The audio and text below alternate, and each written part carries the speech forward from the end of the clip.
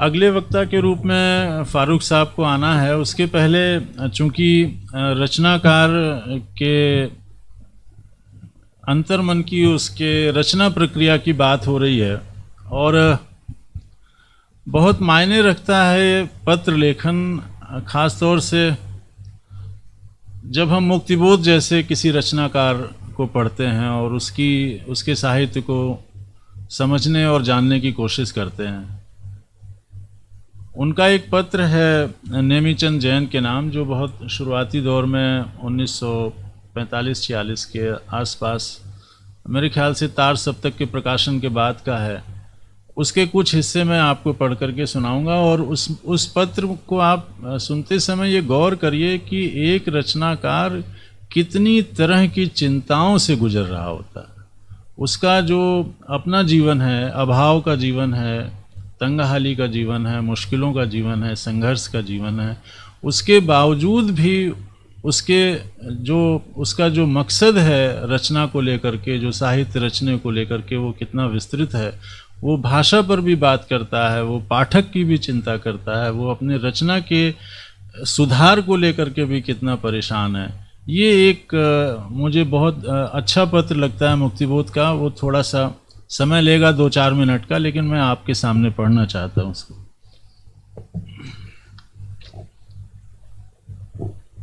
مکتی بودھ تب بنارس میں رہ رہے تھے، اور یہ سرسوتی پریس میں رہتے ہوئے انہوں نے یہ پتر لکھا ہے اپنے متر نیمی چند جین کو۔ اور جیسا کہ آپ سب جانتے ہی ہیں کہ تار سپتک کے 2 مہتوپورن کویوں میں نیمی چند جین جی اور مکتی بودھ بھی۔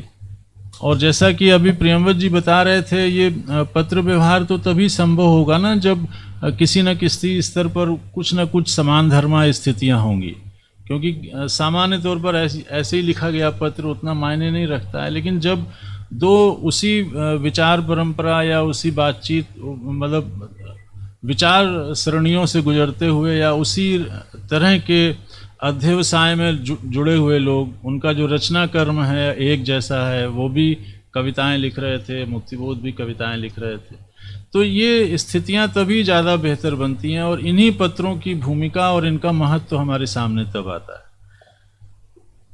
تو مکتی بودھ لکھتے ہیں، پریہ نیمی بابو، آپ کا پتر نہیں۔ اب یہاں انہوں نے ملا بھی چھوڑ دیا، اتنا مطلب جلدی ہے اور اتنا بھاواویگ ہے، اپنے آپ کو اتنا ابھیویکت کرنا ہے۔ مجھے لگتا ہے کہ لگ بھگ ایک سانس میں لکھا گیا اتنا لمبا پتر۔ مکتی بودھ کی کویتاؤں کے بارے میں تو ہم سب جانتے ہی ہیں کہ وہ لمبی کویتاؤں کے بہت بڑے رچناکار ہیں، اس طرح کی لمبی کویتائیں سمبھو نہیں ہوئیں مکتی بودھ کے بعد۔ تو آپ کا پتر نہیں، سمے کا ابھاؤ نتیہ سے ادھک ہی ہوگا، پر یاد آپ کی آتی رہتی ہے۔ آج کل دھوپ بہت اچھی کھلتی ہے اور من تیر تیر اٹھتا ہے، اور آپ کی یاد بھی اسی سنہلے راستے سے اتر آیا کرتی ہے۔ گو میں یہ سوچتا ہوں کہ یہ سب غلط ہے۔ دن کے بندھے ہوئے کاریہ کو ادھک باندھ کر کرنے کے پکش میں رہتے ہوئے بھی کام چوری سے دلی محبت ٹوٹ نہیں پاتی۔ میں مانتا ہوں کہ کرتویہ ہی سب کچھ ہے، پر اس کے نہ کرنے کا اتردائتو مانو میں اپنے اوپر نہیں لینا چاہتا۔ کیا ضروری ہے کہ کرتویہ کیا ہی جائے، اور اس سمے آنے والی آپ کی یاد کو باہر ہی کھڑا رکھ من کے دروازے کو بند کر دیا جائے۔ کرتویہ کے فلسفے کی بات زیادہ سمجھ میں نہیں آتی ہے۔ آگے وہ پھر کرتویہ کے بارے میں وستار سے تھوڑا لکھتے ہیں ایک پیراگراف میں۔ پھر وہ لکھتے ہیں کہ سچ مچ اب سارے کرتویہ سے آزادی چاہتا ہوں ماتر کاریہ اپنے انکول، یہ نہیں کہ پیٹی برجوائز کرتویہ پر ہی چلے جائیں اور میں اس میں پھنستا ہوا ہی چلا جاؤں۔ اب میں زندگی کے پرتی اداس نہیں ہوں، پہلے اس سے شکایت تھی، اب تو اس سے تقاضا ہے، مانگ ہے۔ پھر وہ لکھتے ہیں آگے، روز لکھنے کی سوچتا ہوں، لکھتا بھی ہوں پر بہت تھوڑا۔ آپ وشواس نہیں کریں گے، ایک کویتا کو درست کرنے کے لیے 6 گھنٹے لگ جاتے ہیں۔ میں نے کئی سدھار بھی دیں، کئی تو سدھارنے کی پرکریا میں پریورتت ہو گئیں۔ پتہ نہیں کب تک میں کویتاؤں کو یوں سدھارتا بیٹھوں گا۔ پھر وہ میں تھوڑا چھوڑ کے حصے اس لیے پڑھ رہا ہوں کہ بہت لمبا پتر ہے. دوسرا وہ آگے لکھتے ہیں کہ اب بنارس چھوڑنے کی اچھا ہو رہی ہے، 2 دن کے لیے ہی صحیح، کچھ ضروری معلوم ہوتا ہے اور اس کے پیچھے جو وجہ ہے ان کی. اور یہ میں نے بہت سارے پتروں کو پڑھتے ہوئے پایا کہ وواہ کو لے کر کے، پریوار کو لے کر کے، گرہستھ جیون کو لے کر کے بہت سارے رچناکاروں کے پتروں میں. ابھی 2 دن پہلے میری پنکج جی سے بات ہو رہی تھی، ایک منشی دیا نارائن نگم کانپور سے پترکا نکالتے تھے زمانہ کر کے، اور پریم چند جی نے بہت سمے تک اس میں لکھا، اور ان کا جو پتر ویوہار ہم لوگوں کو ابھی میرے جو پڑھنے میں آیا تو زمانہ کا جو اسمرتی انک نکلا 1937 میں، زمانہ نے جو پریم چند اسمرتی انک نکالا تھا اس کا ہندی روپانترن ہو کر کے ابھی تھوڑے دنوں پہلے آیا ہے میرٹھ میں. پردیپ جین صاحب ہیں، انہوں نے کیا. تو اس میں بہت سارے حصے جو پریم چند کے پتر دیا نارائن نگم کو لکھے گئے ہیں، ان میں بھی لگ بھگ یہی استھتیاں ہیں پریوار وواہ کو لے کر کے.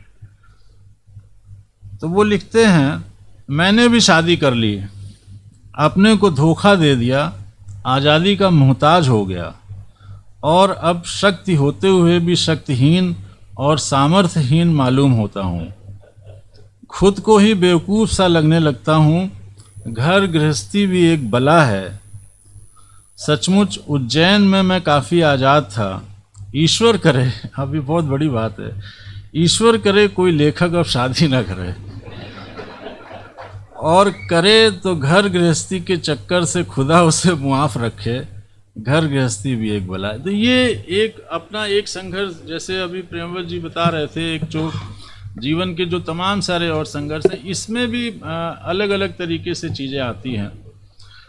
پھر وہ لکھتے ہیں کہ جو ان کا کویتا سنگرہ ہے اس کی بھومکا کے بارے میں ان سے آگرہ کرتے ہیں. میرے کویتا سنگرہ کی بھومکا کے بارے میں کیا سوچا، آپ کیوں نہیں لکھ دیتے؟ اب تک تو بڑے بڑے لوگ ہی لکھا کرتے ہیں، ابھی بھی وہی استھتی ہے. آپ کوئی پستک پرکاشت کرنا چاہیے، آپ اپنا کوئی سنکلن نکالنا چاہیے تو بہت کوشش رہتی ہے کہ اس کو کسی بڑے رچناکار یا بہت پرتشٹھت ویکتی کے پاس جایا جائے اور اس سے لکھوایا جائے. یہ سنکٹ اس زمانے میں بھی رہا، کوئی ایسا نہیں ہے کوئی آج کا سنکٹ ہے.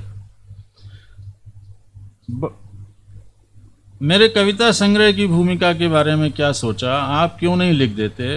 اب تک بڑے بڑے لوگ ہی لکھا کرتے ہیں، اب یہ بات بھی صحیح.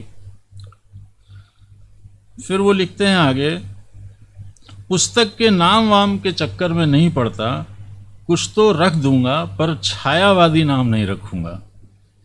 محنت کروں تو لیکھن سے پیسے مل سکتے ہیں، اس میں سندے نہیں، پر ساہتک شرم جتنا ادھک آوشک ہے اتنا ہی ابھاؤ ہے سمے کا. دنیا کے سارے کاریوں سے نورت ہو، تھکی ہوئی پیٹھ اور بوجھل مستشک لے، ٹمٹماتے کندیل کے دھندلے پرکاش میں قلم چلنے تو لگتی ہے پر خود کو کوستی ہوئی. اس محنت کو دیکھتے ہوئے مجھے ہر کویتا کے 5 روپے پرکاشک سے چارج کرنا چاہیے. پر اب ساہتک شرم مجھے کرنے ہی پڑیں گے. ہندی سدھارنے کی کوشش شروع ہو گئی ہے. میں ہندی کے ساہتک پریاسوں کے سوائے کبھی بھی لکھا نہیں کرتا تھا. میرے اتینت آتمیہ وچار مراٹھی یا انگریزی میں نکلتے تھے، جن کا ترجمہ یدی اوسر ہو تو ہندی میں ہو جاتا تھا. اس لیے جان بوجھ کر یہ پتر ہندی میں لکھ رہا ہوں. میرا خیال ہے کہ میری بھاشا سندر نہ بھی ہو سکے، وہ سشکت ہو کر رہے گی، کیونکہ اس کے پیچھے اندر کا جور رہے گا. بتائیے کیا میرا سوچنا غلط ہے؟ اس کے بارے میں آپ ضرور لکھیے گا. مجھے ساج سنوار کی پرتشٹھت بولی پسند نہیں. مکتی بودھ کی بھاشا کے ساتھ آپ اس بھاشا کے ان کے جو ان کا منتویہ، جو ان کی بات چیت ہے، اس کو رکھ کر کے دیکھیے تو بہت سارے ایسے سوتر ہیں. جیسا پریموت جی نے کہا کہ وہ رچنا کی جو پوری پرکریا ہے، رچنا کی جو پوری نرمتی ہے، اس کے بہت سارے سندربھ اور اس کے بہت سارے ضروری جو اس کے جن کو ہم نہیں آسانی سے سلجھا سکتے ہیں، وہ سوال آپ کو ان پتروں سے سلجھتے ہوئے ملیں گے. کیا میں اپنی ہندی سدھار سکتا ہوں؟ اسے سکشم سپران اور ارتھ دیپت کر سکتا ہوں۔ مکتی بودھ کو پڑھنے والے لوگ جانتے ہیں ان کی بھاشا کی جو وشیشتائیں ہیں کہ وہ کتنی سکشم ہے، کتنی سپران ہے اور کتنی ارتھ دیپت۔ اور لمبا پتر ہے، انت وہ کرتے ہیں پتر میں ایک آج کل کچھ اردو کویتائیں من میں ٹھہر گئی ہیں، پھر ایک شعر لکھتے ہیں وہ: گئی عمر در بند فکر غزل، سو اس فن کو ایسا بڑا کر چلے، کہیں کیا جو پوچھے کوئی ہم سے میر، جہاں میں تم آئے تھے کیا کر چلے۔ تو یہ مجھے لگتا ہے کہ اس طرح کے جو پتر ہیں، اور یہ بہت ہیں، بہت بڑی سنکھیا ہے ان پتروں کی، جتنے بڑے رچنا کار ہوئے وشو کی تمام بھاشاؤں میں اور اپنے یہاں ہندی میں جتنا ہم لوگ جان سمجھ پائے، بہت بہت مہتوپورن پتر ہیں وہ۔ اور ان پتروں کو پڑھ کر کے اس رچنا کار کے انتر من کو جان کر کے اس کا جو ساہتیہ ہے، اس کی جو رچنا ہے، اس کی ایک بہتر سمجھ ہمارے سامنے وکست ہو سکتی ہے۔ اگلے وکتا کے روپ میں ہمارے ساتھی فاروق صاحب ہیں، اور جیسا کہ پریمبر جی نے اشارہ کر دیا ہے کہ وہ غالب پر کیندرت ان کی بات چیت رہے گی۔ اور ہم لوگ بڑا مشہور شعر ہے کہ ہیں اور بھی دنیا میں سخنور بہت اچھے، کہتے ہیں کہ غالب کا ہے انداز بیاں۔ اور یہ جو ان کی کویتا سے، ان کی شاعری سے جو غالب کا انداز بیاں ہم لوگوں تک ظاہر ہوتا ہے، مجھے لگتا ہے کہ ان کے گدیہ کا یہ جو ان کے پتر ہیں، جو خطوط ہیں، ان پتروں کا بھی ان کے انداز بیاں میں بہت بڑا رول ہے۔ کیسے اس زمانے میں مولتہ تو وہ فارسی کے شاعر ہیں، فارسی سے پھر وہ اردو کی طرف آتے ہیں، اور اردو کی طرف آنے میں، اس شاعری کی طرف آنے میں ان کے یہ پتر بہت دور تک ان کی بہت مدد کرتے ہیں۔ تو غالب کے خطوط پر بات چیت کے لیے میں خان احمد فاروق صاحب کو آمنترت کر رہا ہوں۔ فاروق صاحب، آپ سارے لوگ پرچت ہیں، حلیم کالج میں اردو وبھاگ میں پروفیسر ہیں، اور بہت سنجیدہ ویکتتو ہونے کے ساتھ ساتھ بہت گمبھیر گہن ادھیتا بھی ہیں ساہتیہ کے، اور بہت مہتوپورن لیکھن کیا ہے۔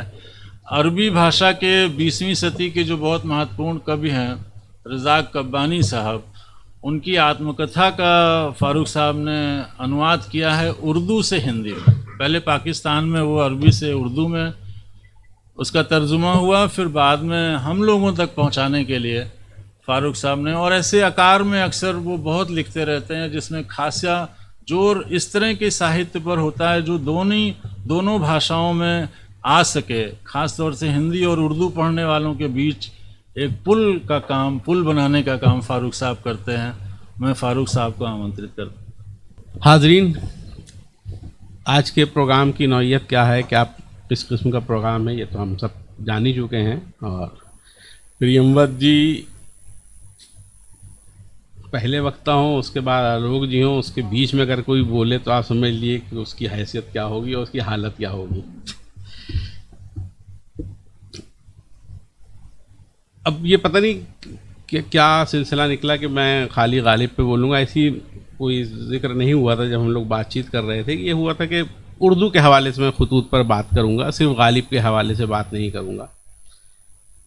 اور اگر کیونکہ اس لیے کہ میں غالب کے خطوط بہت مشہور بہت ہیں، اس میں تو کوئی شک نہیں ہے، لیکن مجھے غالب کے خطوط میں بہت اہم چیز جو نظر آتی وہ ٹھیک ہے، غالب بڑا شاعر تھا، بڑا ذہین آدمی تھا، اس نے پوری اردو شاعری کی روایت کو بالکل بدل دیا۔ جو کچھ غالب سے پہلے شاعری ہو رہی تھی اور غالب کے بعد جو شاعری ہو رہی تھی، غالب نے ایک طرح سے گریز کا کام کیا، یعنی کہ وہ حصہ ہے جہاں سے چیزیں بدلنا شروع ہوتی ہیں یا ٹرن کرتی ہیں۔ غالب کے خطوط بھی اسی کا ایک حصہ ہیں، اور غالب مجھے نہیں لگتا کہ غالب کے یہاں بہت فطری چیز ہے یہ ان کے خطوط جو ہیں وہ، میں اس پہ بات کروں گا۔ غالب بہت ذہین آدمی تھا، اس کو معلوم تھا کہ یہ میرے خطوط چھپیں گے، پہلے سے معلوم تھا اس کو، کیونکہ غالب کہ فارسی کے خطوط ان کی زندگی میں چھپ چکے تھے پنچ آہنگ میں۔ اس لیے جب انہوں نے 1847 کے آس پاس 49 کے آس پاس اپنے دوستوں شاگردوں کو اور دوسرے لوگوں کو خط لکھنا شروع کیے تو انہوں نے خود کہا، یہ بات خود کہی کہ میں نے مکالمے کو مراسلے کو مکالمہ بنا دیا ہے، یعنی مراسلہ یعنی خط و کتابت کو بات چیت، مکالمہ ڈائلاگ بنا دیا ہے، اور ان کا پورا انداز وہی ہے۔ اچھا تھوڑے ہی سے کچھ دنوں بعد ہی، سال ڈیڑھ سال کے بعد جب خط ان کے چھپنے لگے، اردو میں لکھے جانے لگے، تو ان کے دوست ان کے شاگرد اصرار کرنے لگے کہ صاحب اس کو چھپنا چاہیے، اس کو چھپنا چاہیے، تو وہ ٹالتے رہے، نہیں ارے کیا کرنا، اس میں ہے کیا، اس میں یہ کیا ہے، لیکن وہ بعد میں چھپے۔ تو یہ مجھ کو لگتا ہے کہ غالب کو معلوم تھا یہ چھپیں گے، لیکن یہ ہے کہ غالب نے بالکل ایک نئی شیلی، ظاہر سی بات ہے کسی بھی ودھا میں اگر بہت نئی شیلی اگر آدمی کو ڈیولپ کر لیتا ہے، اس کے بعد غالب یا اردو میں خاص طور سے جو خط لکھنے کا بناوٹی پن تھا، یا بہت پہلے تمہید باندھی جاتی تھی، بھومیکا ہوتی تھی، پھر اس کے بعد مثل مقصد پہ آتے، غالب ڈائریکٹ اپنی بات کہنا شروع کر دیتے ہیں، اور چاہے وہ 2 لائن کا خط ہو، چاہے 3-4 صفحے کا خط ہو، غالب کے ہاں، اور ان کے ہاں جو زبان کی اہمیت ہے وہ تو اپنی جگہ ہے ہی ہے۔ لیکن بہرحال میں صرف غالب پر بات نہیں کروں گا، بلکہ جو مجھ سے کہا گیا تھا کہ خط کے حوالے سے، اردو میں خطوط کے حوالے سے، کیونکہ اردو میں بہت سارے لوگوں نے خطوط لکھے ہیں اور بہت سارے تجربے بھی کیے ہیں، لیکن اس سے پہلے اس پر بات کرتے ہوئے اور کچھ پڑھتے ہوئے مجھے ایک واقعہ یاد آیا خاص طور سے، وہ بڑا دلچسپ، میں چاہتا ہوں اس کو کہ خط زندگی میں کتنے اہم ہوتے ہیں، اور یہ واقعہ ہے کہ اگر ہم بہت سارے خط لکھتے ہیں اور بھول جاتے ہیں زندگی میں کسی حصے میں، اور کبھی وہ خط اچانک سامنے آ جائے، تو انسان کی کیفیت کیا ہوتی ہے۔ لیکن واقعتاً یہ جب ہوتا ہے جب ہم نے بالکل لاشعوری طور پر یا بہت ہی جذبے کے ساتھ کسی کو خط لکھا ہو اور اس خط کو لکھ کر ہم بھول گئے ہوں۔ جیسے کسی نے کہا ہے، اٹھیں اور ان کے خط ہی دیکھ ڈالیں، اٹھیں اور ان کے خط ہی دیکھ ڈالیں، جنہیں دیکھا نہیں 2-1 برس سے۔ تو یہ درمیان مجھے ایک پڑھنے کو ملا، رابرٹ فراسٹ بہت بڑا شاعر ہے انگریزی کا، وہ جب بہت بچپن میں ہیمپ شائر میں ایک قصبے میں رہتا تھا، سیلم میں، تو وہاں اس کے ساتھ ایک لڑکی بھی پڑھتی تھی، سیبرا، اور ساتھ میں پڑھتے تھے، سیبرا کا بھائی بھی پڑھتا تھا، گھومتے پھرتے رہتے تھے۔ تو کچھ دن بعد 12-14 سال کی عمر تھی اس رابرٹ فراسٹ کی، تو اس نے اس لڑکی کو، سیبرا کو، کچھ خط لکھے۔ اس لڑکی نے خط لے لیے، لیکن اس کا کوئی رسپانس نہیں دیا، اور نہ ہی ان کی کوئی بہت زیادہ حوصلہ افزائی کی۔ تھوڑے دن بعد رابرٹ فراسٹ کا خاندان وہاں سے مائیگریٹ کر کے کہیں چلا گیا، اور پھر وہ بہت بڑا شاعر بن گیا۔ تو لیری تھامسن جو اس کا بایوگرافر ہے، جب اس نے اس کی بایوگرافی لکھنے کے لیے رابرٹ فراسٹ کی انٹرویو لینا شروع کیا، تو ایک دن باتوں باتوں میں اس نے پوچھا کہ کیا کبھی آپ نے محبت کی تھی؟ تو ظاہر سی بات اس نے جواب دیا کہ ہاں کی تھی۔ کہ اچھا آپ کی پہلی محبت کون سی تھی؟ تو اس نے بتایا کہ وہ ایک لڑکی تھی قصبے میں، اس کو میں اس سے پیار کرتا، اور پھر وہ کر کے بات آئی گئی ہو گئی، انہوں نے آگے اپنا کام بڑھا دیا۔ لیری تھامسن نے اس قصبے کا نام نوٹ کیا اور اس قصبے میں پہنچ گیا قریب 55-60 برس کے بعد، اور اس لڑکی سے ملا جو اب 70 برس کی ہو گئی تھی، اور وہ بیوہ ہو چکی تھی، ویڈو تھی، کہیں اس کی شادی ہو گئی تھی، جب ویڈو ہو گئی تو وہ واپس اسی مکان میں، اپنی ماں کے مکان میں آ کے رہنے لگی۔ اس نے جا کے ذکر کیا، پوچھا، اس سے بات چیت کی، تو ہاں اس نے کہا ہاں مجھے یاد ہے کہ ایک لڑکا تھا یہاں، تو اس نے بتایا کہ رابرٹ فراسٹ بن گیا، بڑا شاعر بن گیا ہے، انہوں نے آپ کا ذکر کیا ہے۔ تو وہ اٹھی، اوپر کے کمرے میں گئی، اور اس نے ایک پرانا لوہے کا بکسہ کھولا، اس میں ایک پینسل باکس نکالا۔ اس کے پینسل باکس میں پہلے ایک آتا تھا نا چھپانے کے لیے، کچھ کاغذ واغذ رکھی رہتی، اس دراز کو اس نے کھولا پینسل باکس میں، اور اس میں سے 4 خط نکالے اور لا کے لیری تھامسن کو دیے کہ یہ خط اس نے مجھے لکھے. اب لیری تھامسن کے لیے تو ایک عجیب و غریب استھتی تھی کہ رابرٹ فراسٹ کی فرسٹ رائٹنگس مل گئیں اس کو. تو لیکن اس نے کہا کہ پتہ نہیں اب رابرٹ فراسٹ اگر یہ سنیں گے اچھا لگے گا برا لگے گا, اور میں اس کتاب پہ کام کر رہا ہوں, پتہ نہیں. خیر اس نے کیا کیا کہ وہ میساچیوٹس میں ایک لائبریری تھی, رابرٹ فراسٹ کی ساری رائٹنگس اس میں جمع کی جا رہی تھیں.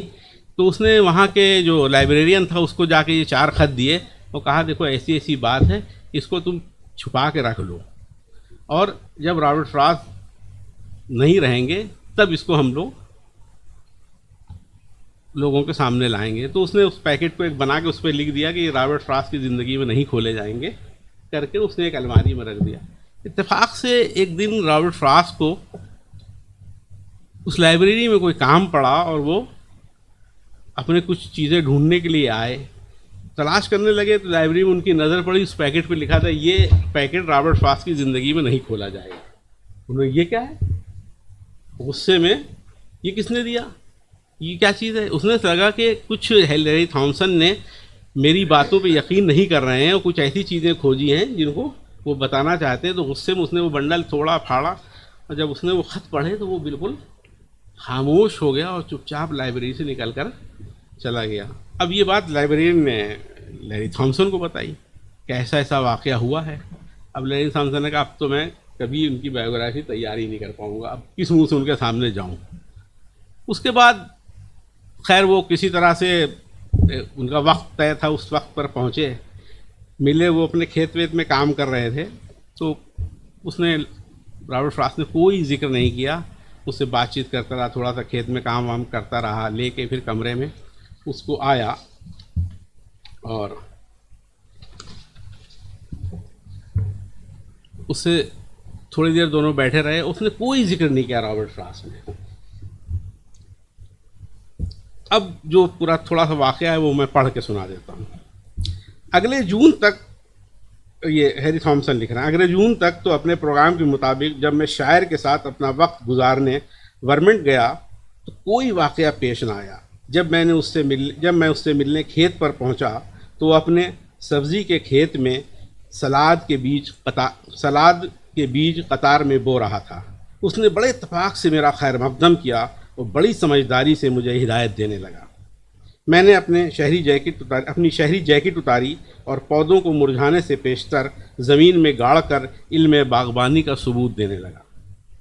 جب ہم اپنا کام ختم کر چکے تو اس کے کمرے میں گئے اور آتش دان کے سامنے بیٹھ گئے. فراسٹ نے مجھے بتایا کس طرح ایک لومڑی اس کی مرغی کو لے گئی, مگر اس کے کہنے کا مجھ پر کوئی خاص اثر نہ ہوا. پھر اس نے کہا اسی طرح میرے ساتھ قصبہ سیلم میں ایک واقعہ پیش آیا تھا جب کہ میں 9 عمر ہی تھا, اور سیلم عجیب طرح سے یاد کرتے ہوئے وہ جملے کے درمیان میں رک گیا. اس کا رنگ بدلنے لگا. وہ میری طرف جھکا اور اپنی انگلی کو میری ناک پر رکھتے ہوئے کہنے لگا تم نے میرے ساتھ یہ کیا کیا. اسی کے ساتھ وہ بے اختیار جانسن لائبریری جانے کا قصہ سنانے لگا. اس نے بتایا کہ جیسے ہی میں نے بنڈل پر لکھے ہوئے الفاظ دیکھے اور گرین کو تمہارا نام لیتے ہوئے سنا تو میں یہ سمجھا کہ تم حالات کی تحقیق میں لگے ہو. غصے اور کرب کے عالم میں بغیر سوچے سمجھے میں نے فیتے کو توڑ دیا اور بنڈل کو پھاڑ ڈالا.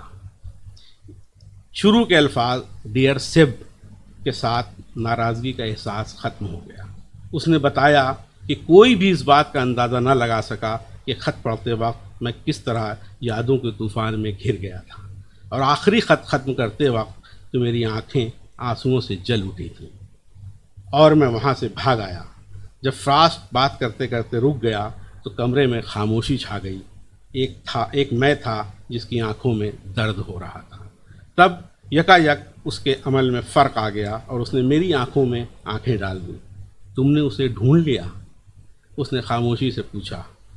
میں نے ہاں میں سر ہلایا. کہاں؟ سیلم میں. وہ مجھے گھورتا رہا اور میری ہمت جواب دیتی رہی. خاموشی جان لیوا بن گئی. آخر کار اس نے جیسے ہی خود سے کہا 60 سال، میں سننے کے لیے اس پر جھک گیا. 60 سال، میں ابھی تک اسے بھلا نہیں سکا. پھر وہ پشت کی جانب جھک گیا. تم اب اپنی بات شروع کر سکتے ہو، اس نے کہا. تم اس کے بارے میں جو کچھ جانتے ہو بتا دو. یہ رابرٹ فراسٹ کی کہانی ہے. تو خط کس طرح سے انسان کو وہ سامنے لے کے آتے ہیں، اس کے جذبات کو لے کے سامنے آتے ہیں، یہ ایک بڑا اچھا واقعہ ہے اس کے لیے، رابرٹ فراسٹ کے لیے. باقی اور بہت ساری باتیں خط کے حوالے سے کرنے کی بجائے میں کچھ خطوط کے اقتباسات اردو میں، کیونکہ اردو میں بہت سارے تجربے ہوئے ہیں، صرف خطوط کے ساتھ نہیں بلکہ کچھ فرضی خطوط بھی لکھے گئے ہیں. جیسے آپ نے فرانسیسی میں بہت مشہور ایک خطوط کا مجموعہ ہے مونٹسکو کا، جس نے دو ایسے لوگوں کو، دو فارسی خطوط کے نام سے وہ شائع ہوا تھا 1721 میں، جس میں اس نے دو لوگوں کو جو فارس کے رہنے والے تھے، ازبک اور جا، دو لوگوں کے نام خط لکھے، جس میں اس نے پورے فرانس کی اور پورے کی جو سویلائزیشن تھی اور وہاں کے جو حالات تھے اس کو بیان کیا. اسی طرح سے ہمارے یہاں بہت مشہور خطوط ہیں ابوالکلام آزاد کے، مبارک خاطر کے نام سے چھپے. جب بھارت چھوڑو آندولن ہوا تھا تو اس وقت جس دن جو یہ 1942 میں یہ 8 اگست کو یہ ریزولوشن پاس ہوا اور صبح 9 اگست کو سارے لوگ گرفتار ہو گئے. تو مولانا صاحب لکھتے ہیں میں جب سو رہا تھا تو مجھ کو لگا کہ خواب میں نے دیکھا کہ کوئی مجھے جگا رہا ہے اور گاڑی پولیس کی آ رہی ہے، اور میرا جو ملازم ڈھیرو ہے اس نے مجھے اٹھایا اور کہا کہ کہنے تھوڑی دیر بعد واقعی مجھے لگا کہ کوئی مجھے اٹھا رہا ہے. میں نے آنکھ کھولی تو دیکھا ڈھیرو کھڑا ہے، کہنے کہ 2 پولیس والے یا کمشنر، ڈپٹی پولیس کمشنر کے ساتھ آئے اور آپ کو بلا رہے ہیں. تو مولانا صاحب نے کہا سمجھ گئے وہ انہیں گرفتار کرنے آئے ہیں. تو لیکن یہ دیکھیے آپ اس زمانے کی ایتھکس کہ مولانا صاحب نے اس سے کہا تو ان سے کہو مجھے 1.5 گھنٹہ تیار ہونے میں لگے گا، انتظار کریں. اور وہ لوگ نیچے بیٹھے رہے، مولانا آزاد تیار ہوئے، چائے وائے پی، کہنے کچھ ضروری خطوط تھے وہ میں نے لکھے، اور اس کے بعد وہ نیچے گیا. وہ گرفتار ہو کر جب وہ گرفتار ہو کے احمد نگر جیل میں رکھے گئے، اسی درمیان انہوں نے اپنے ایک دوست کے نام، اب لوگ کہتے ہیں جیسے یہ واقعہ ہے کہ ڈسکوری آف انڈیا بھی اسی طرح جیل میں لکھی گئی، تو یہ مولانا آزاد کی یہ کتاب بھی بہت دن تک تو لوگوں کو یہ لگا کہ یہ خطوطی ہیں اور یہ کیوں نہیں بھیجے گئے اپنے دوست حبیب الرحمن شروانی جو تھے ان کے دوست تھے، ان کے نام انہوں نے 24 یہ بڑے عجیب و غریب خطوط ہیں. بڑے ہمارے یہاں غالب کے اتنے خطوط مشہور ہو گئے ہیں کہ اس کے آگے بہت ساری چیزیں سب ہم بھول گئے. ہم نے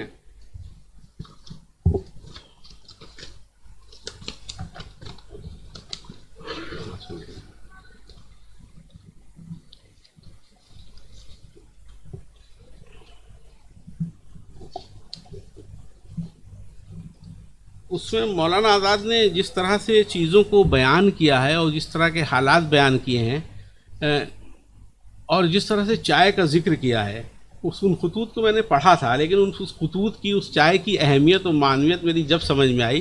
میرے استاد گرامی تھے پروفیسر مغیث الدین فریدی صاحب، تو وہ اکثر ان کے استاد تھے حامد حسن قادری، آگرہ میں سینٹ جانس کالج میں پڑھاتے تھے. وہ مولانا آزاد کے بہت دوستوں میں تھے اور وہ اکثر ابوالکلام آزاد ابوالکلام قادری سے ملنے کے لیے، وہ حامد حسن قادری سے ملنے کے لیے آگرہ آ جاتے تھے.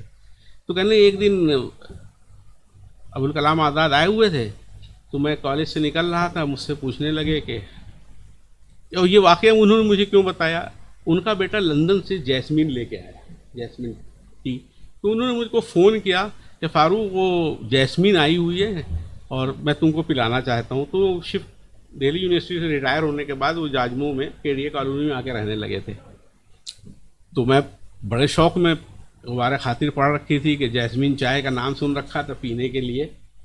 پہنچ گیا شام کو سر کے پاس، انہوں نے بڑے شوق سے بنوائی اور جب انہوں نے مجھے میں نے پی لی، میں خاموش بیٹھا رہا، مجھے کوئی ٹیسٹ نہیں لگا. تو جب انہوں نے میری خاموشی دیکھی تو کہنے لگے کہ ایک واقعہ تم کو بتاؤں. ہم نے کہا بتائیے. کہنے لگے کہ ہاں، تو انہوں نے بتایا کہ میں حامد رضی قادری کے ساتھ ملنے کے لیے گیا، مولانا آزاد گیسٹ ہاؤس میں ٹھہرے تھے. مولانا آزاد نے بھی اپنے ملازم سے کہا کہ بھائی چائے پلاؤ، تو وہ بڑے اہتمام کے ساتھ. اور مولانا آزاد نے جس طرح سے غبار خاطر میں اپنی چائے کا ذکر کیا ہے تو بہت سارے لوگوں کو لگا کہ یہ چائے کا ذکر نہیں کر رہے ہیں بلکہ شراب کا ذکر کر رہے ہیں. جتنی سرمستی کے ساتھ جتنی شوخی کے ساتھ انہوں نے اس کا ذکر کیا ہے. تو کہنے لگے جب اس نے، اور غبار خاطر چھپ چکی تھی جب تک، تو اس نے جو خط پڑھا، جو چائے ہم کو پلائی، تو میں بھی خاموش بیٹھا رہا. تو مولانا آزاد نے اپنے کتاب میں چائے کے اوپر 24 صفحے لکھے ہیں. اس چائے میں کیا مزہ ہے؟ کہنے مولانا آزاد بڑے ذہین آدمی تھے. انہوں نے فوراً آواز دی، کہنے لگے، ملازم کو بلایا اور کہا برخوردار کے لیے کافی لیا. تو وہ جس اہتمام سے جیسمین کو پیتے تھے اور جس طرح سے انہوں نے بیان کیا اور جس طرح سے انہوں نے، تو یہ خطوط بھی ہمارے یہاں بڑے اہمیت کے ہیں. ہندی میں نہیں آئے ہیں، مالک رام نے اس کو ایڈٹ کیا ہے کیونکہ اس میں اتنے فارسی شعر، اتنے عربی شعر، اتنے بڑی، اور چائے کی تعریف میں ہی انہوں نے دیکھیے کس طرح سے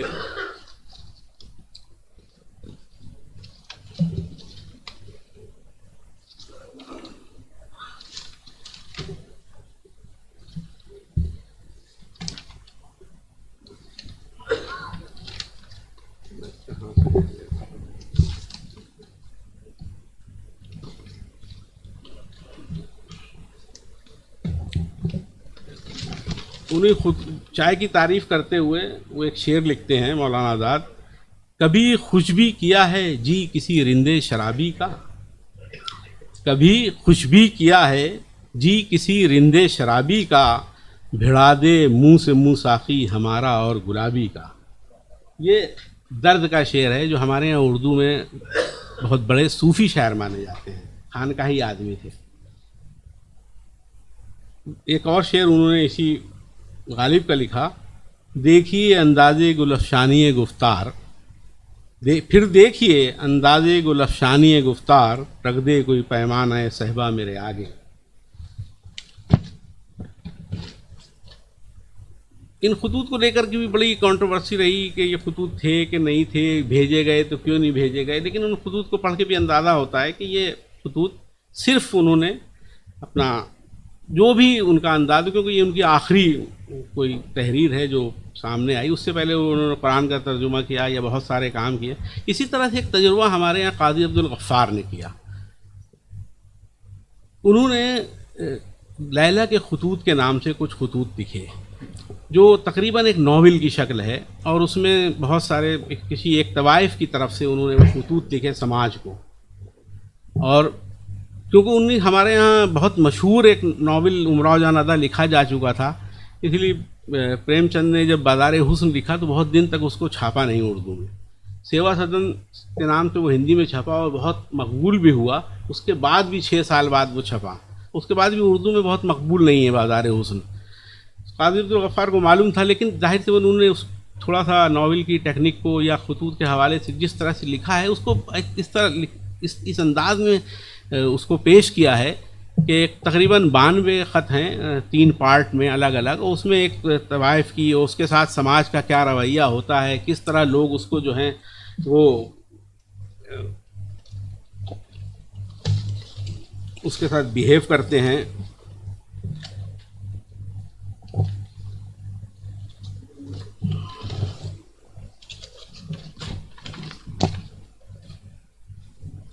چلا گیا بھائی.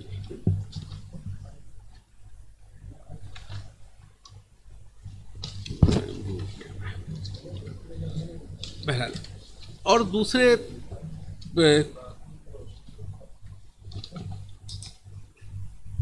کچھ خطوط ہمارے یہاں ایک بہت جو مشہور خطوط ہیں وہ جاوید اختر کی ماں کے ہیں، صفیہ اختر کے، جو انہوں نے اپنے شوہر کو لکھے. وہ بھی رائٹر تھیں اور لکھتی تھیں. وہ بہت ہی جذباتی خطوط ہیں، 2 لیکن زیر لب کے نام سے انہوں نے ان کو ایڈٹ بعد میں ہوئے. ایک عورت جو شوہر کے بغیر رہ رہی ہے اور کس طرح سے زندگی اپنی گزار رہی ہے. صرف میں 2 خط ان کے پڑھ دیتا ہوں. बहुत बड़े बड़े ख़त नहीं हैं। अजीज़ अख्तर, जानिसा अख्तर, शदीद इंतज़ार के बाद ख़त मिला। इस्तीफ़ा मैं आज प्रिंसिपल साहब के पास ना पहुंचा सकी, वो जा चुका था। कल सुबह ले जाऊंगी। तुमने इस्तीफ़ा दे दिया, अच्छा किया। एक तवील ज़हनी कशमकश का ख़ात्मा यूं ही मुमकिन था, अगरचे दूसरी जानिब भोपाल की ज़िंदगी, सहूलतें और कॉलेज की मुलाजमत कशिश अंगेज़ थी। मेरी तबीयत की कमज़ोरी समझो या कुछ भी, मेरे लिए ये फ़ैसला मुश्किल होता। बहरहाल तुमने अपने अज़्म का सबूत दिया और सच जानो मैं तुम्हारी फ़ौक़ियत के एहसास से सर झुका देने पर तैयार हूँ। तुम्हें कल ही पैसा रवाना करूँगी। तुम्हें इस तरफ से वाक़तन सख्त तकलीफ़ होगी। बेतकल्लुफ़ हर ज़रूरत और परेशानी से मुत्तला करते रहा करो। हाँ, इसमत आपा के यहाँ एक आदमा गुजारा कर लो तो अच्छा है। शाहिद से तुम्हारा पुराना खुलूस है। शाहिद लतीफ़ इसमत के शौहर। और इसमत आपा को तुम्हारे कौस से खुलूस है। ज़ाहिर है कि इन लोगों पर तुम कभी बार ना होगे, यानी बोझ ना होगे। इस तरह से सोचना तुम्हारी ज़्यादती होगी। और ख़ुद को किसी तरह मुतासिर ना करना। अच्छे बुरे वक्त सब गुज़र जाते हैं। परेशानी का मुकाबला अज़्म और इस्तक़लाल से करना अखलाक़ी बुलंदी की दलील है। जज्बाती तौर पर अपनी बेरोज़गारी का सदमा ना ले बैठना। ज़ाहिर है अगर तुम चाहो तो तुम्हारी ठाठदार मुलाजमत आज भी तुम्हारी मुंतज़िर है, लेकिन ये तो अपनी चॉइस का सवाल है। इस पर खुद ही जी कुढ़ाना कैसा।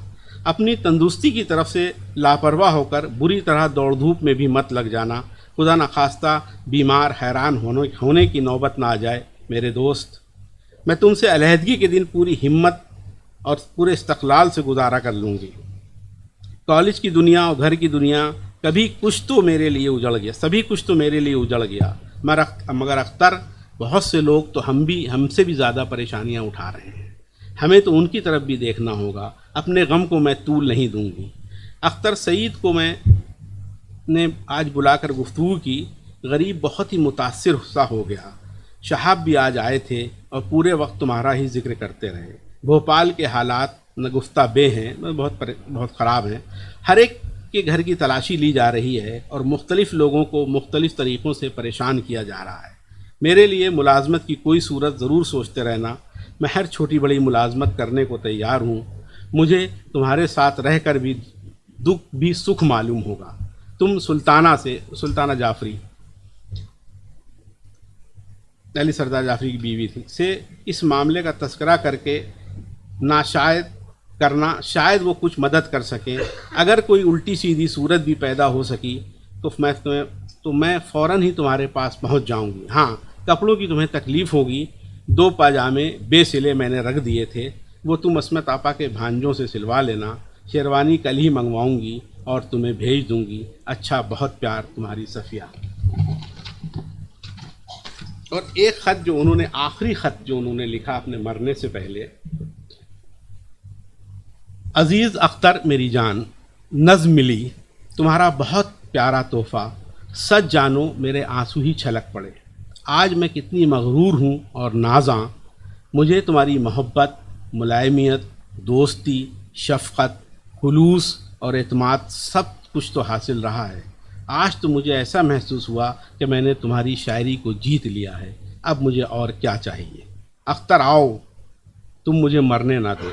मैं मरना नहीं चाहती, अलबत्ता मैं थक गई हूँ। साथी आओ, मैं तुम्हारे जानू पर सर रखकर एक तवील नींद ले लूँ। फिर तुम्हारा साथ देने के लिए मैं ज़रूर ही उठ खड़ी होंगी। मेरे बेशुमार प्यार पर तुम पर निछावर हैं, तुम्हारी अपनी सफ़ो।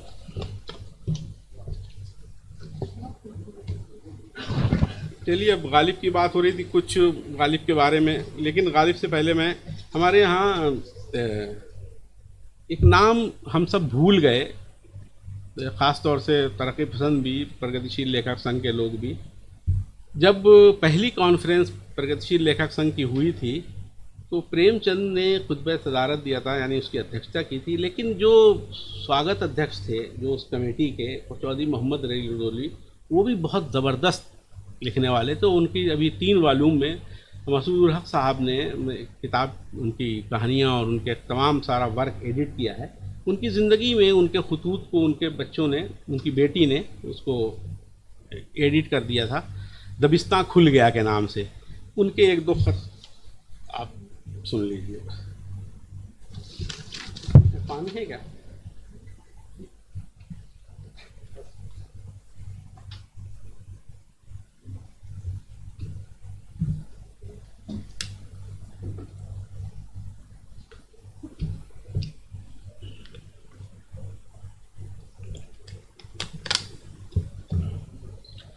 ایک خط میں لکھتے ہیں، ہمارے ساتھی تو قریب قریب ختم ہو چکے ہیں.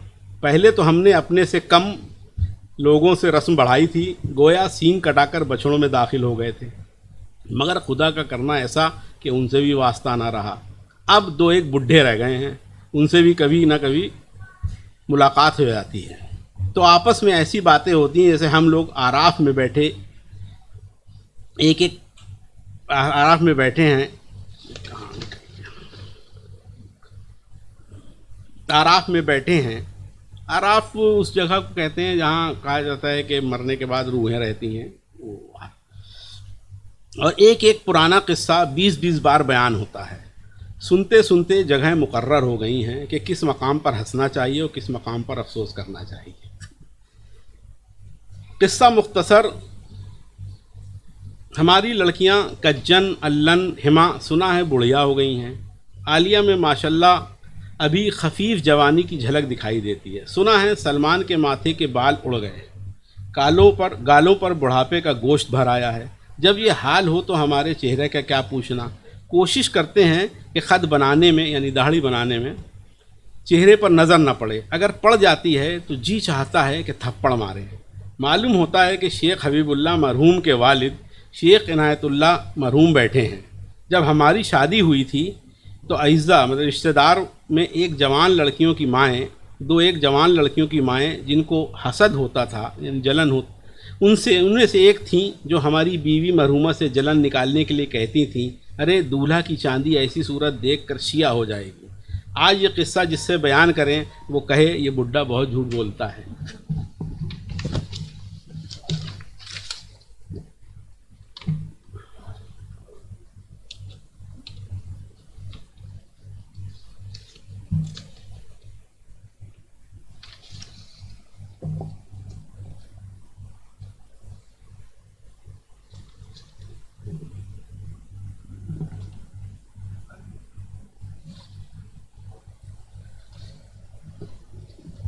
دیکھیے کہ ایک خط کا حصہ پڑھتے ہیں، وہ یہ، تم مال کے فقیر کو جانتی ہو. اپنے محلے کا ذکر کر رہے ہیں، اپنی بیٹی کو خط لکھ رہے ہیں. ان کے سارے خط زیادہ تر خط اپنی بیٹیوں کے نام ہیں. تم مال کے فقیر کو جانتی ہو، وہی جو بڑے خسیس یعنی کنجوس مشہور ہیں. ان کے لڑکے کی نسبت ہوئی. اس تقریب میں سمدھیانے سے لڈو آئے تھے، وہ انہوں نے تقسیم کیے. چنانچہ اپنے عزیز تینوں بھائیوں کو بھیجا، ان لوگوں نے واپس کر دیا. اس پر بہت خفا ہوئے اور اسی غصے میں ان کو خط لکھا.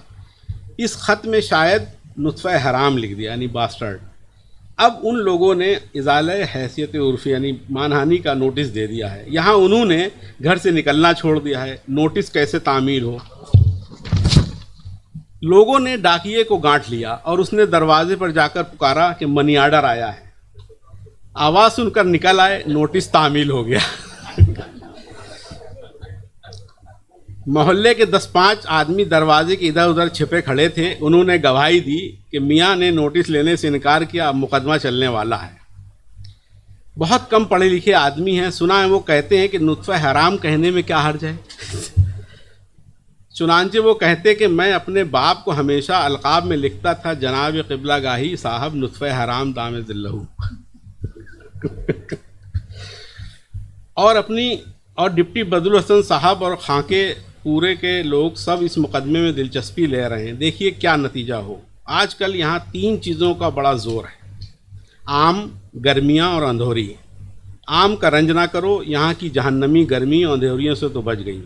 تمہاری ماں ہولو کو دیکھنے آئی تھی، اچھی ہیں. تمہاری بیماری کی خبر خدا نے غلط ثابت کی، اس کا ہزار شکر ہے. خدا کرے تم ہمیشہ تندرست رہو اور بڑی عمر ہو، اور زندگی کی تمام آرامیں تمہارے حصے میں آئیں، خوشیاں تمہارے حصے میں آئیں. اپنے میاں سے میری دعا کہنا. عتیق یہ تو بتاؤ، جب تمہارے میاں دفتر چلے جاتے ہیں تو کیوں کر وقت کاٹتی ہو؟ 2-4 جاننے والیاں قریب ہیں یا بالکل تنہائی ہے؟ یہ کلب کیسا ہے جس کا تم نے ذکر کیا؟ تم پردہ کیے جاتی ہو یا چھوڑ دیا؟ پردہ بڑی غلط چیز ہے۔ قرآن شریف میں چہرے اور ہاتھ پاؤں کا پردہ کہیں نہیں ہے، نہ اللہ میاں کا منشا ہے کہ اس کی آدھی مخلوق قید میں رہے۔ ظاہر سی بات اتنے پروگریسو نہ ہوتے تو پھر ادھیش کائے بنائے جاتے۔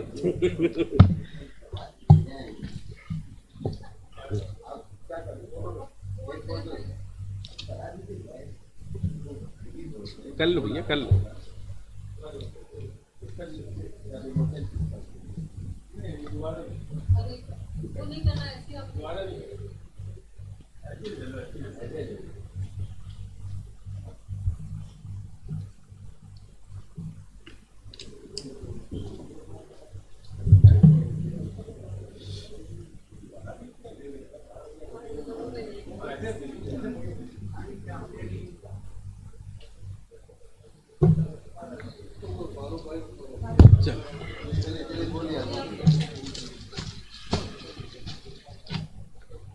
چلیے اب جب شب سے شروع میں غالب کی بات ہوتی میں اس پہ آخر میں کرتا ہوں۔ غالب ابھی انہوں نے کہا نا غالب کی موت کے بعد ذکر کیا تھا پریموت جی نے۔ غالب نے اپنے کچھ دوستوں کو اپنے خط میں لکھا کہ میں جو ہوں 1270 ہجری میں مر جاؤں گا۔ اچھا ان کا منشا یہ تھا کہ اگر جب میں مرنے والا ہوں تو سب دوست احباب آئیں، جو کچھ سلوک ولوک کرنا ہو کر لیں، کیونکہ ظاہر سی بات ہے ان کی زندگی کے جو حالات تھے وہ تو بہت تنگ تھے۔ لیکن غالب کا سب سے بڑا کارنامہ یہ تھا کہ ظاہر سی بات ہے جو جس وقت وہ جس عہد میں جی رہے تھے، میں نے کہیں لکھا ہے اس کو دیکھیے،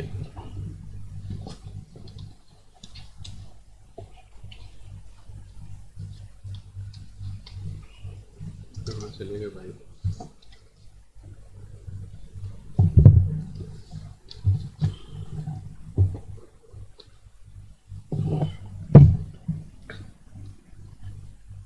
تو جب غالب نے اپنے کئی لوگوں کو لکھا اس خط میں کہ میں 1270 میں مر جاؤں گا، اور جب 1270 گزر گیا تو اس کے بعد کئی لوگوں نے چھیڑنے کے لیے لکھا کہ آپ نے تو کہا تھا مر جائیں گے، آپ تو زندہ ہیں۔ تو لکھتے ہیں میاں 1270 ہجری کی بات غلط نہ تھی، میں نے وبائے، اس زمانے میں حیدہ پھیلا تھا، میں نے وبائے عام میں مرنا اپنے لائق نہ سمجھا۔ واقعی اس میں میری کسر شان تھی، اب غالب مر جائے وبا میں، بعد رفع فساد ہوا سمجھ لیا جائے گا، لوگ سمجھیں گے بس۔ تو اسی لیے میں کہتا ہوں کہ غالب نے جو بھی خطوط لکھے ہیں، جس کو اس کی واقعی بہت اہمیت ہے، ادبی حیثیت ہے، ساہتک حیثیت ہے، لیکن یہ بالکل ایکسٹمپور نہیں لکھے گئے ہیں، بہت سوچ سمجھ کر کے، بہت ذہن میں رکھ کر کے یہ چھپیں گے، لوگوں تک پہنچیں گے اس کو۔ اور اسی لیے انہوں نے اپنی جو تمام سب باتیں لکھی ہیں وہ اب یہ میرا اپنا معاملہ ہے، دوسرا نہ مانے تو بات دوسری ہے۔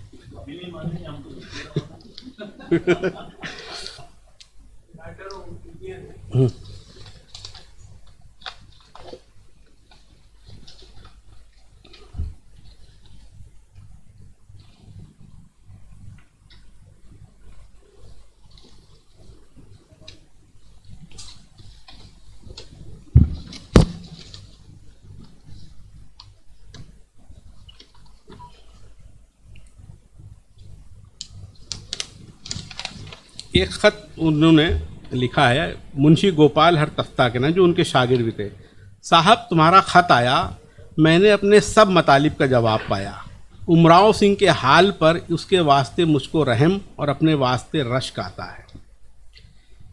اللہ اللہ ایک وہ ہیں کہ 2 بار ان کی بیڑیاں کٹ چکی، یعنی اس کی اس سے پہلے ان کی 2 بیویاں مر چکی تھیں، ان کو خبر لگی کہ وہ تیسری شادی کرنے والے ہیں۔ اللہ اللہ ایک وہ ہیں کہ 2 بار ان کی بیڑیاں کٹ چکی ہیں، ایک ہم ہیں کہ ایک اوپر 50 برس سے جو پھانسی کا پھندا گلے میں پڑا ہے، تو نہ پھندا ہی ٹوٹتا ہے اور نہ دم ہی نکلتا ہے۔ اس کو سمجھاؤ کہ میں تیرے بچوں کو پال لوں گا، تو کیوں بلا میں پھنستا ہے؟ مجھ کو دیکھو، نہ آزاد ہوں نہ قید، نہ رنجور ہوں نہ تندرست، نہ خوش ہوں نہ ناخوش، نہ مردہ ہوں نہ زندہ، جیے جاتا ہوں، باتیں کیے جاتا ہوں، روٹی روز کھاتا ہوں، شراب گاہ گاہ پیے جاتا ہوں، جب موت آئے گی مر رہوں گا، نہ شکر ہے نہ شکایت، جو تقریر ہے بسبیل حکایت، بارے جہاں رہو جس طرح رہو، ہر ہفتے میں ایک خط لکھا کرو۔ غالب کو کسی نے خط لکھا کہ کسی نے پوچھا کہ اچھا آپ کو خط لکھیں گے اپنا پتہ بتا دیجیے۔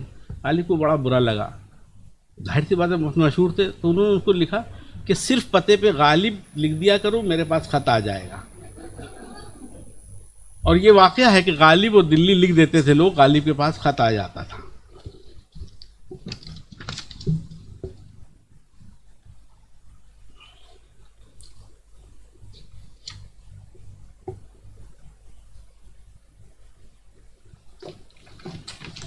اب دیکھیے آپ، آہا ہا میرا پیارا مہدی آیا، آؤ بھائی مزاج تو اچھا ہے، بیٹھو، یہ رامپور ہے، دارالسرور ہے، جو لطف یہاں ہے وہ اور کہاں ہے۔ سبحان اللہ، شہر میں 300 قدم پر ایک دریا ہے اور کوسی اس کا نام ہے، بے شبہ چشمے آب حیواں کی کوئی سوت اس میں ملی ہوئی ہے، یعنی آب حیات۔ خیر اگر یوں بھی ہے تو بھائی آب حیات عمر بڑھاتا ہے، لیکن اتنا شیریں کہاں ہوگا، میٹھا۔ تمہارا خط پہنچا، تردد ابس، میرا مکان ڈاک گھر کے قریب اور ڈاک منشی میرا دوست۔ نہ عرف لکھنے کی حاجت، نہ محلے کی حاجت، نہ بے وسواس خط بھیج دیا کیجئے اور جواب لیا کیجئے۔ یہاں کا حال سب طرح خوب ہے اور صحبت مرغوب ہے۔ اس وقت تک مہمان ہوں، دیکھو کیا ہوتا ہے۔ تعظیم و توقیر میں کوئی دقیقہ فروگزاشت نہیں ہے، لڑکے دونوں میرے ساتھ آئے ہیں، اس وقت اس سے زیادہ نہیں لکھ سکتا۔ ایک اور ان کا بس خط سن لیجیے۔ کسی نے لکھا ان کو کہ مشہور تھا کہ روزہ نہیں رکھتے ہیں، نماز نہیں پڑھتے ہیں، کچھ کرتے نہیں ہیں، تو اپنے دوست منشی نبی بخش حقیر کو لکھتے ہیں، روزہ رکھتا ہوں مگر روزے کو بہلائے رہتا ہوں، کبھی پانی پی لیا، کبھی حقہ پی لیا، کبھی کوئی ٹکڑا روٹی کا کھا لیا۔ یہاں کے لوگ عجب فہم اور طرفہ روش رکھتے ہیں، میں تو روزہ بہلاتا رہتا ہوں اور یہ صاف فرماتے ہیں کہ تو روزہ نہیں رکھتا۔ یہ نہیں سمجھتے کہ روزہ نہ رکھنا اور چیز ہے اور روزہ بہلانا اور بات ہے۔